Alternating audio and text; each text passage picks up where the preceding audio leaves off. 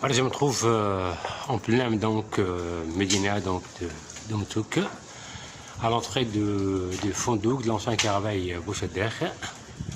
Voilà. Un ancien caravansérail ou bien Fondouk transformé carrément, occupé par des artisans tels que les vanniers notamment, ou autres artisans dire bien. Et tel que il y a toute une galerie d'art, donc il y a des peintres artisans. Mais moi je vais faire carrément un reportage sur la vannerie à Djerba. La vannerie à Djerba est une activité ancestrale qui remonte à des temps immémoriaux et qui a été transmise de père en fils, de génération en génération au fil des temps. Et qui dit vannerie à Djerba, dit le village de fête, aussi à fête que l'on trouve justement ces plantes halophiles qui servent de matière de base, de matière première pour la vannerie. Et là je cite les cèpes-jean, le jean, l'alpha, l'osier, les palmes sèches de palmier, qui abondent dans la région de Feto. Cette activité, de la vannerie était très prospère autrefois et très rentable.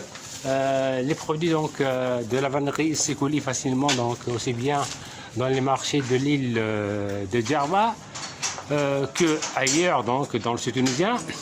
De même après bien sûr cette activité a connu un grand essor après le développement du tourisme à Djerba. Elle trouve une grande clientèle chez les touristes de Djerba. Voilà, je me promène toujours dans cet ancien caravansérail, ancien Fondouk. Et là je me trouve justement devant la boutique et l'atelier au premier étage là de M. Mohamed Khacha, qui est l'un des rares artisans vanniers encore en exercice d'ailleurs. Et après cette activité de ses parents, de ses grands-parents, il a lui transmis cette activité à ses fils-là. Et je rappelle que M. Mohamed Khacha est l'un des rares, vanniers à exercer encore à l'île de Djerba. Je vois là exposé là, ce sont des nasses qui servent pour la pêche des poissons. Et je vois des nattes en jonc et pas mal de choses. En second temps, je vais faire un reportage. Je vais entrer à l'atelier de M. Mohamed Khacha pour justement faire un reportage avec lui, pour le laisser s'exprimer et pour justement assister à quelques démonstrations de son travail. Voilà.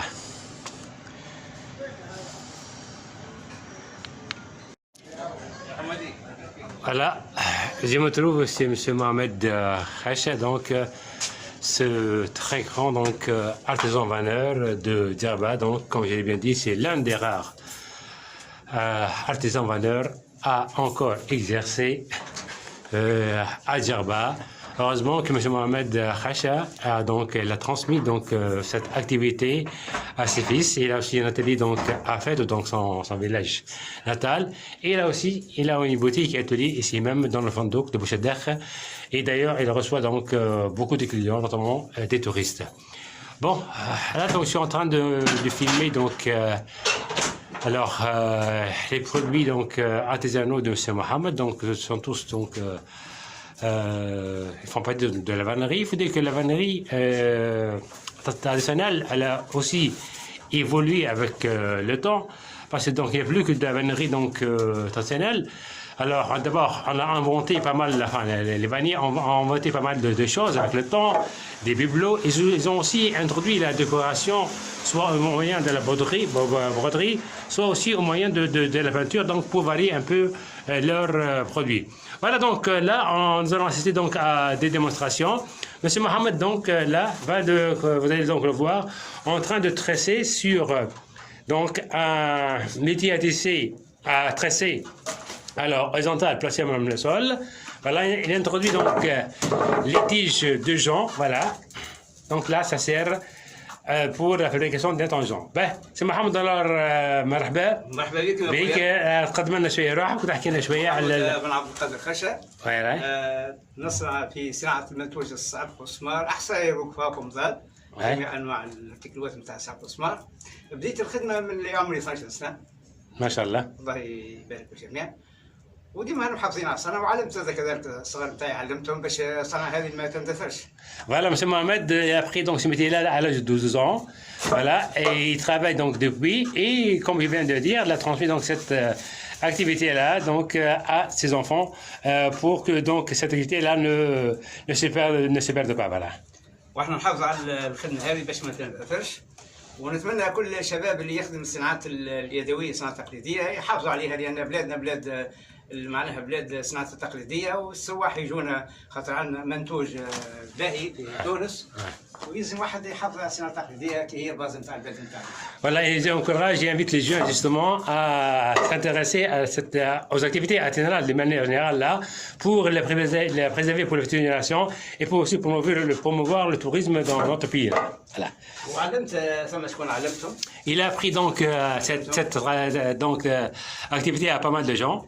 ومازال احنا في نفس الوقت 60 سنه في الخدمه وديما نتعلموا. Voilà, donc ça fait 60 ans donc il est dans le travail et il a aussi donc comment dirais-je là fondé une sorte d'école d'apprentissage là de cette activité. Heureusement, c'est bien fait. Donc on voit donc là donc c'est justement ces tiges de gens. Voilà, donc, alors dans le temps, justement, dans toutes les mosquées, il n'y avait pas de tapis en laine ou bien de tapis artisanal. Il n'y avait donc que des tapis, donc, des nattes en jonc. Quand on est allé donc sur le parterre des mosquées, et aussi on décorait bien sûr les murs, justement, et on enveloppait les colonnades avec justement ces petits tapis muraux là que vous voyez là, voilà, colorés, voilà. On l'a trouvé de temps en temps dans toutes les mosquées. ونخدم العصاير الجوامع وكذلك نصل العصاير الغريبه. Alors, il a beaucoup de commandes de la part des mosquées, même de la synagogue de la Griba, là, des synagogues juives là. Voilà, ils achètent donc toujours leur natte en jonc de chez M. Mohamed. Voilà. وعندي اتولي في الدار وقاعد نعلم. Il a donc un atelier à la maison, il apprend donc toujours aux jeunes là ce métier là. Voilà. هذا يصعب هذا السمار هذا السمار Alors ça, c'est le jonc, voilà, que nous montre là. هذا يجي من قبلي ومن توزر.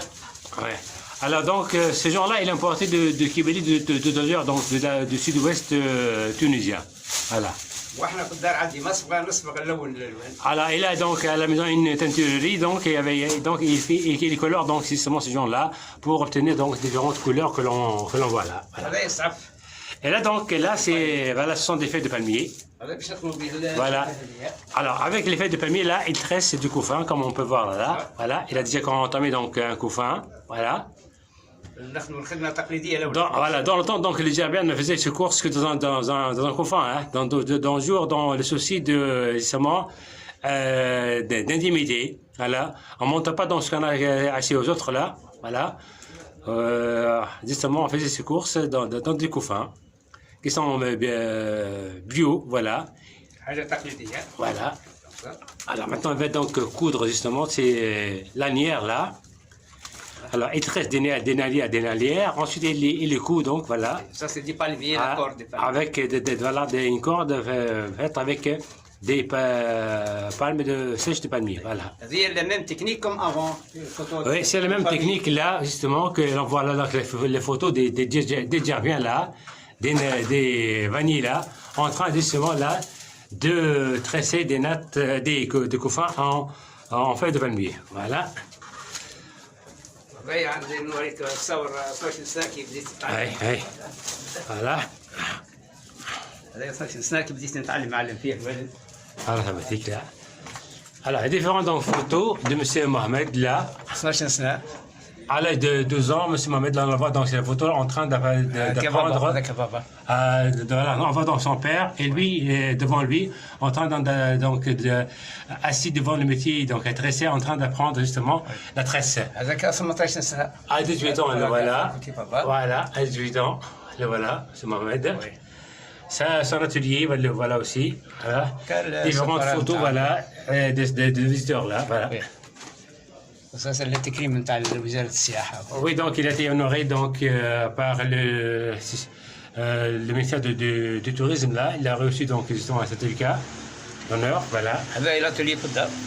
Et là donc c'est son atelier à la maison. Alors, en fait, là, il est vraiment vaste, elle est grande. Hein. Ça, c'est le magasin. Voilà.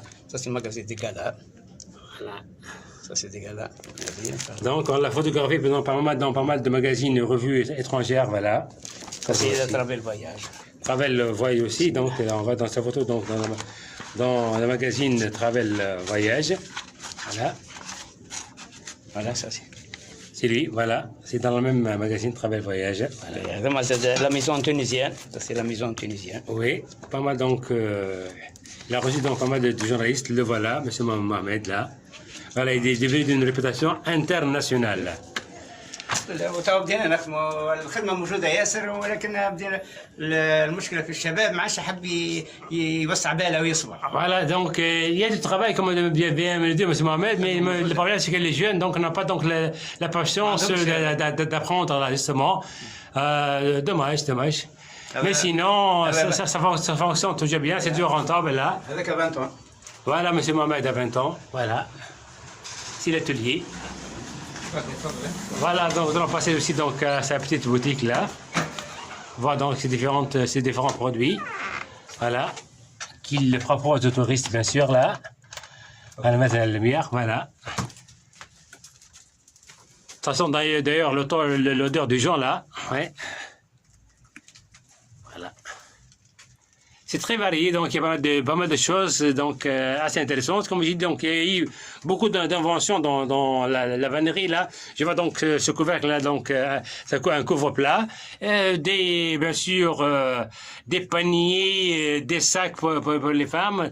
Comme je l'ai dit, on a bien introduit justement la broderie et la peinture comme moyen d'ornement et de décoration pour suivre l'évolution, évidemment. Voilà.